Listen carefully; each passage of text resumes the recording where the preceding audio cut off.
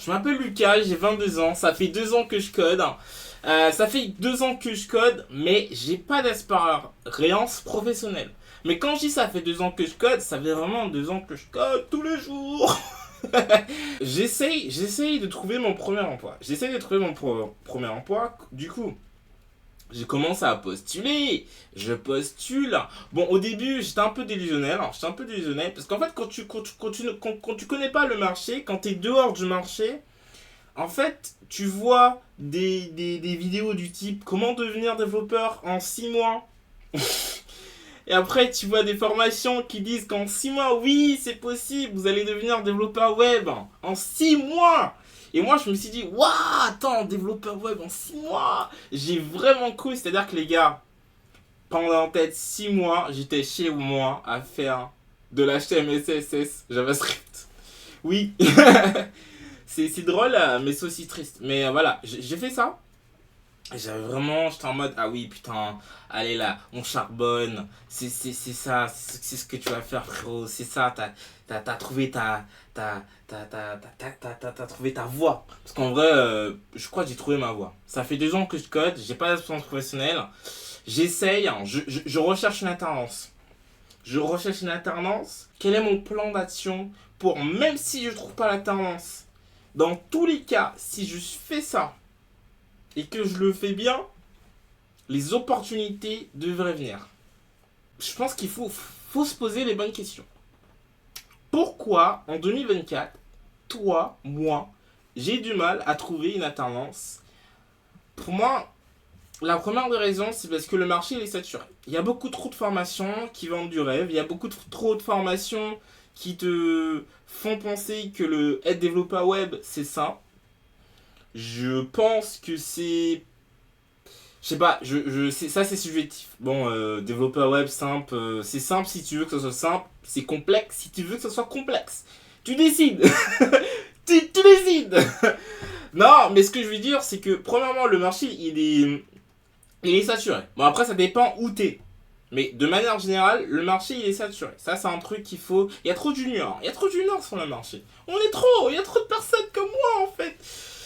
Une fois que tu as compris que le marché il était saturé, comment, en fait, là tu te dis ok, le marché il est saturé, j'arrive pas à trouver ma première opportunité, j'arrive pas à trouver cette personne qui va me donner une chance, qui va me prendre en stage, qui va me prendre en alternance, qui va me prendre en CDI ou qui va juste me prendre sous son aile, tu vois, qui va me... Parce qu'en fait c'est comme ça que ça fonctionne, t'en as pas l'air, mais si demain je trouve mon alternance, c'est peut-être parce que le CEO il s'est dit ah mais lui c'est un jeune, il est motivé, il a bien aimé ma ganache et s'est dit lui on va lui donner sa chance ou peut-être pas, il s'est dit non lui dans mon entreprise lui là non non mais c'est ça c'est cet aspect humain qu'on a tendance à négliger qui est là bref.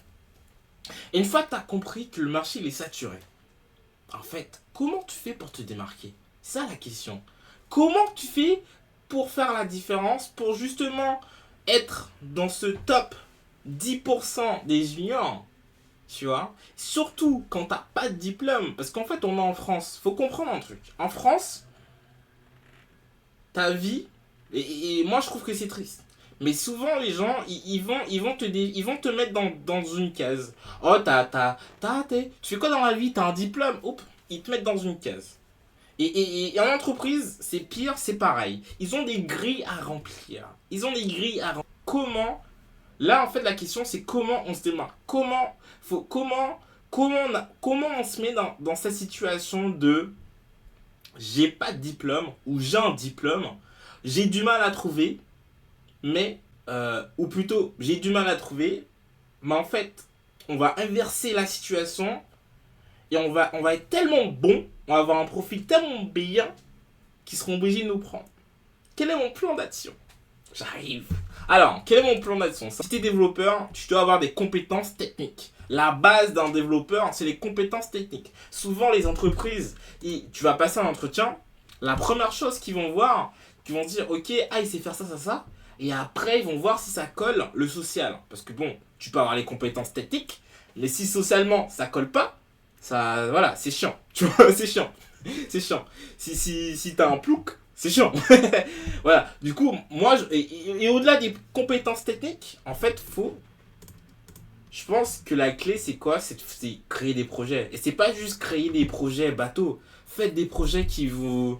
Des projets qui sortent de la norme. Après, je pense que je suis pas un bon. Bon, ouais, si, en ce moment, je peux quand même parler.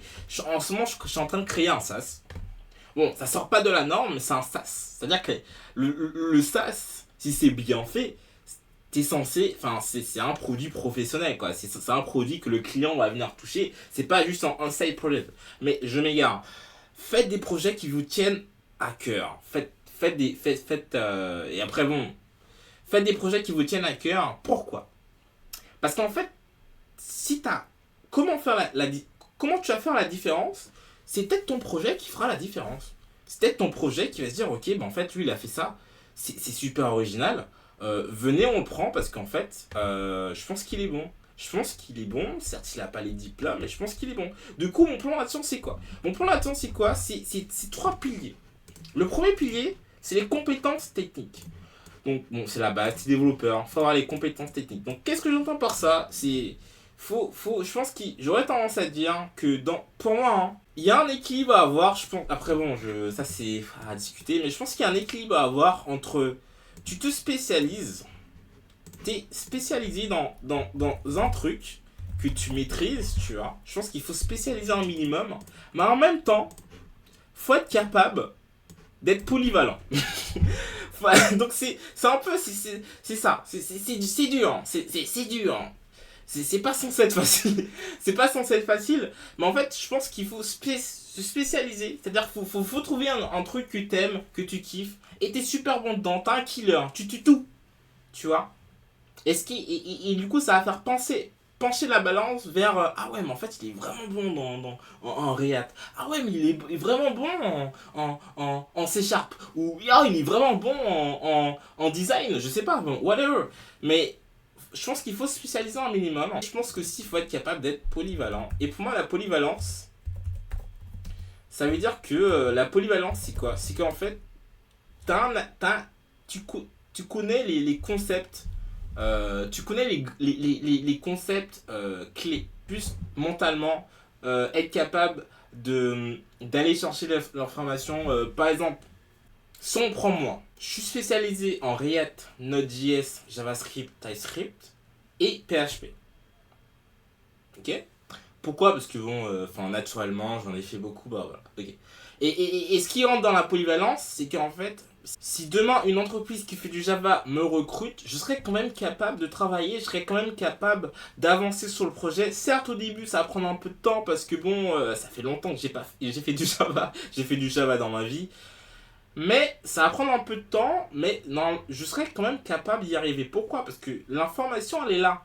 Il faut juste que j'aille la chercher, que je l'assimile, que je me l'approprie. Et ça se trouve, au début, bon, Java, j'ai du mal, et un an plus tard, je suis un crack en Java, tu vois. Et c'est ça, cette polyvalence. En fait, cette polyvalence, c'est plus mental. J'aurais tendance à dire que c'est plus mental.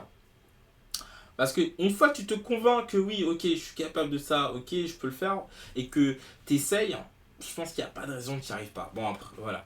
Bon, ça c'est un aspect pour moi où en fait, faut être. Les compétences techniques, c'est la base. C'est un pilier.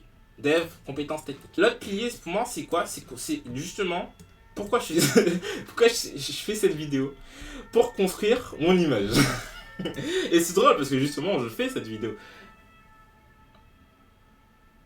Bref, pour moi, construire son image, pourquoi c'est important? Ben, parce qu'en vrai, je vous dis tout ça, mais c'est bien de. Enfin, tout ça, en vrai, ça, tu le fais, tu sais ça. Tu sais qu'il faut tu construis ton image. Tu sais que enfin, faut t'as les compétences techniques, tu vois. Tu vas à l'école, tu le sais ça. Mais ce qui est important de comprendre, c'est pourquoi.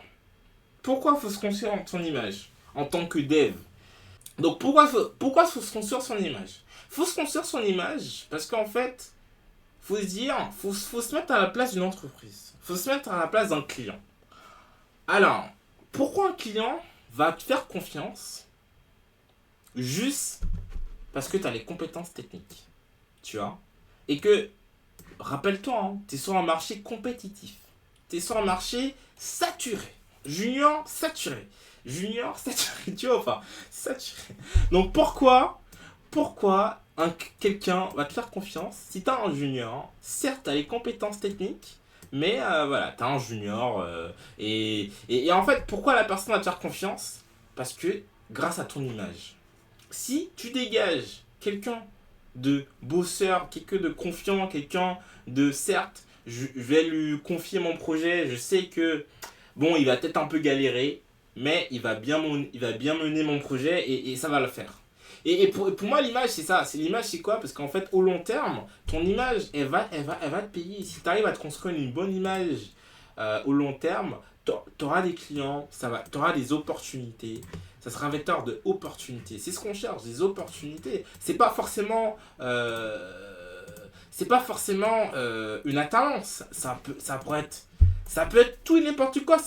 Nous, on cherche des opportunités. Et en fait, pourquoi construire son image? C'est vecteur d'opportunités. Parce que si tu te montres un minimum et que les gens, et que tu as les compétences techniques, tu as les projets, voilà, t'es un peu spécialisé, tu sais un peu de quoi tu parles, et que derrière, tu as une image qui colle, les gens ils se disent, ah oui, lui il a l'air chaud, il a l'air de maîtriser son sujet, ah oui, j'aime bien. Mais derrière, tu auras des gens qui vont t'appeler, qui vont te dire, frérot, j'ai un projet, t'es chaud ou pas? Bon, non, ils vont pas te dire ça, bon, ça arrive, je pense que ça arrive comme ça. Mais voilà, c'est mon plan. Mon plan, c'est quoi? Déjà, les compétences techniques, ça fait 2 ans que je code, j'essaye d'être polyvalent, j'apprends tous les jours, j'ai toujours à apprendre, je dois apprendre. Je pense que j'ai pas assez de vie pour apprendre. J'ai pas assez de vie pour apprendre, je pense que c'est un truc qui me frustre tous les jours. Je me dis, mais en fait, il y a trop de trucs. Mais c'est ce que j'aime aussi, tu vois. Mais voilà, je pense que j'aurais pas assez de vie pour tout faire. C'est un truc qu'il faut se dire, hein, dans des web, tu pourras pas tout apprendre, frérot. Voilà, mais tu dois savoir un minimum de quoi tu parles. Ok, et se construire une image, donc construire une image, voilà. Pour moi, faut partager ce que tu fais. Faut te montrer un minimum. Si t'as pas d'expérience, faut que tu te montres. Faut te montrer. Parce que faut se dire, frérot, comment t'es censé rivaliser avec des mecs qui ont un bac plus 5? Ou ça se trouve, tu regardes, t'as un bac plus 5. Donc imaginons, t'as un bac plus 5. Et derrière, t'as l'image. Et en plus, bon, bac plus 5, t'es censé avoir un minimum les compétences techniques. Et derrière, t'as l'image. Et derrière, comme tu viens d'une école reconnue, t'as le réseau. Ah, frérot, Enfin, les gens qui ont ça, ils ont pas de mal à trouver. Pour moi, c'est les 3 piliers où en fait, faut acquérir les compétences techniques. Tu construis ton image. Et pour moi, le dernier pilier qu'on a tendance à négliger, c'est un mental de guerrier. Bon, je me bats avec moi. Hein. Je dis mental de guerrier, mais c'est un combat de tous les jours. C'est un combat de tous les jours où en fait, c'est simple. Parfois, je me dis, mais frérot, je vais jamais trouver une alternance. Je recherche une alternance en ce moment et j'ai vraiment l'impression, je me dis, mais est-ce que même je vais trouver, tu vois? Il y a pas longtemps, j'appelais ma mère qui me dit, ouais, peut-être que tu devrais changer de carrière. Mais dans ma tête, je me dis, mais changer de carrière, mais c'est ce que j'aime faire. J'aime créer des applications. C'est que je me vois faire ça. Les 10 ans plus tard, je me vois faire ça. Du coup, j'ai pas d'alternative. Et en fait, j'ai pas le choix. Je vais trouver. Ça va payer. Ça va payer. Et pour moi, le mental de guerrier, c'est vraiment aussi parce que. Enfin, c'est facile d'abandonner, tu vois. Tu peux abandonner. Oui, mais tu vas faire quoi? Après, je dis pas qu'il faut pas abandonner. Parfois, c'est bien d'abandonner. Mais la question, c'est vraiment. Ok, tu vas abandonner, mais pour faire quoi? Du coup, t'as pas le choix. Mental de guerrier, on a dit. Ok?